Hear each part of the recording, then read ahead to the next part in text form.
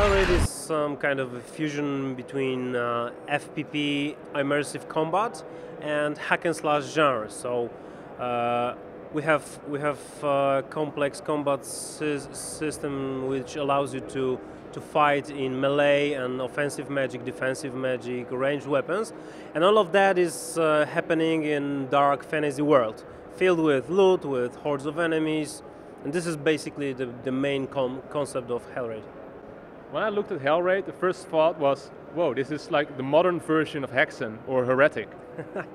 Yeah, fans are saying that, and I think there's some kind of truth out there, because we are growing with these games when we were young, and now it kind of influenced us with it, but I hope there's nothing wrong with it.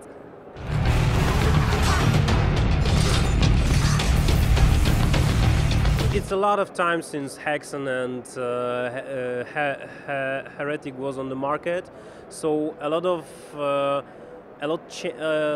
changed in gaming industry. So we would like to create a game that has modern flavor with of course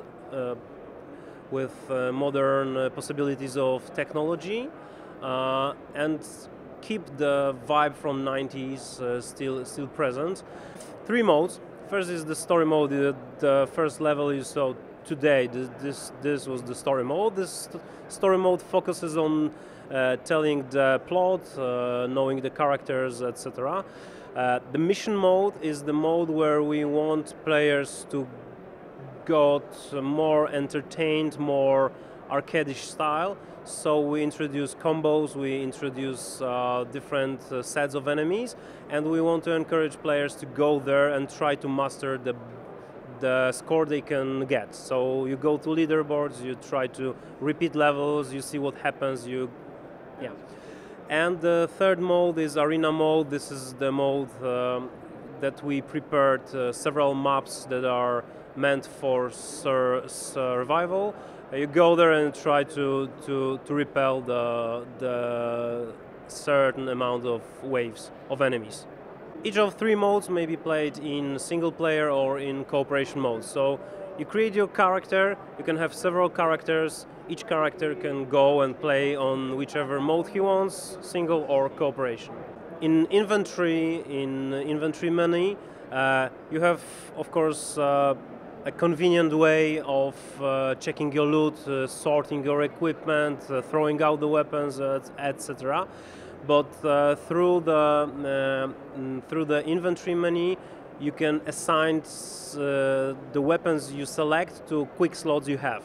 So on this build we have at present 4 quick slots. So you can assign, for example, 2-handed mace, 2 staves, and let's say a sword with a shield. And they are very quickly and easily, like you saw, available during the gameplay. So if you have some preferred weapons or you have your favorite set for some period of time, you just juggle with it and it feels good. This is the part of the combat that we like the most, like freeze enemy with the staff and hit it with the sword, it goes boom.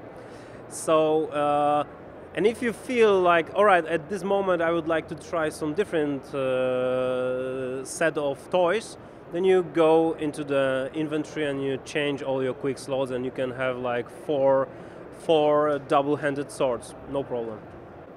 We want to find the perfect balance between total realism and some kind of cool arcade-ish feel. Because on total realism we had real rehearsals with swordsmen. They gave us swords and did some basic training, so we wanted to know how it feels. And the body movements that we would have to recreate wouldn't fit into a game just one-to-one. So we have to decide what parts of the realism we keep and what parts we need to enhance and make it feel better in the game. With weapon durability, we made our weapons very durable, so you don't have to throw your sword each time. At this point, weapon durability is like you don't have to worry about it, but it's still an issue for players to decide if we get feedback that it would be better to be able to repair weapons, we can always enable that feature. And in terms of inventory, we dropped the limit of the items you carry at the moment, because we had some limits and it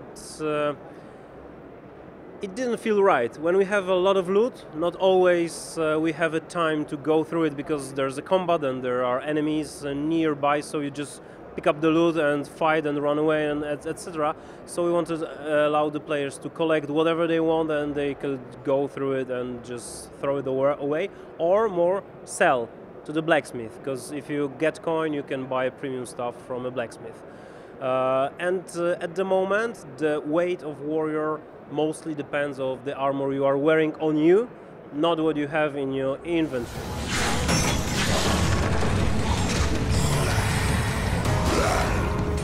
It's coming out in 2015 on PC, PlayStation 4 and Xbox One.